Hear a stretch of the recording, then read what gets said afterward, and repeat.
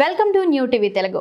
ఆంధ్రప్రదేశ్ ముఖ్యమంత్రిగా బాధ్యతలు చేపట్టాక తొలిసారి పోలవరంలో పర్యటించారు చంద్రబాబు నాయుడు.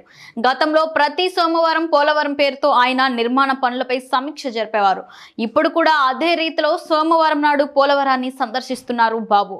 ప్రాజెక్ట్ పురోగతి విషయంలో క్షేత్రస్థాయిలో పర్యటించిన చంద్రబాబు అధికారులను వివరాలు అడిగి తెలుసుకున్నారు.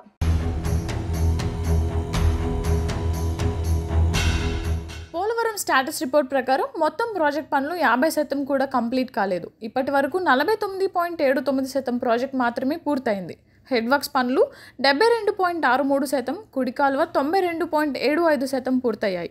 అలాగే ఎడమ కాలువ పనులు 73.07% పూర్తయ్యాయి.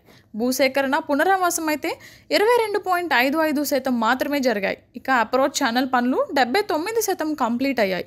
స్పిల్వే పనులు 88% పూర్తి కాగా pilot channel works 48%, right left connectivity 68% పూర్తయ్యాయి.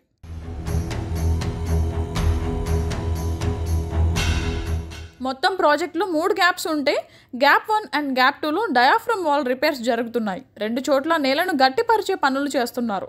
ఇక గ్యాప్ 3లో కాంక్రీట్ డ్యామ్ కంప్లీట్ అయింది. హెలికాప్టర్ ద్వారా మొత్తం ప్రాజెక్ట్ను ఏరియల్ వ్యూ ద్వారా పరిశీలించారు చంద్రబాబు. ఆ తర్వాత ప్రాజెక్ట్ సైట్కు నేరుగా వెళ్ళి చెక్ చేశారు.